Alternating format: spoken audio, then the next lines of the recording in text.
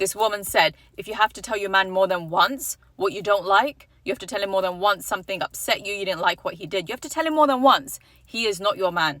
He is your op. And you know what? It makes sense. I was listening to her like, she's got a point. Why am I having to tell you more than once? If your man really cares about you, if he really values having you in his life, he would never risk losing you. Why would you have to tell him more than once? More than once what is not acceptable? Why would you have to repeat yourself? He's an adult. He should be able to retain information. He should be able to remember something as important as that, as important as something that upsets you, something that brings you down. Someone you care about so much, something hurts them, something upsets them, and they let you know. How are you going to forget about that? How are you not going to remember that? You know why? Because they don't give a fuck.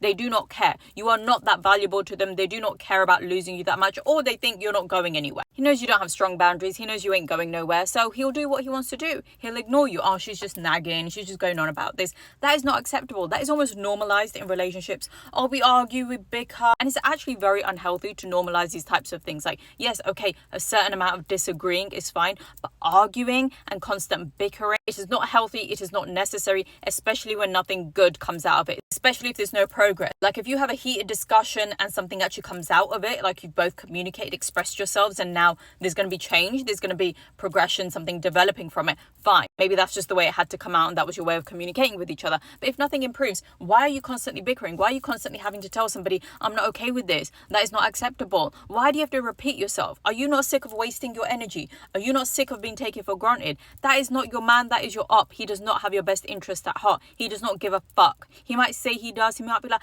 yeah, of course I do. Of course I care. Of course I love you. Yeah, well, you ain't showing it.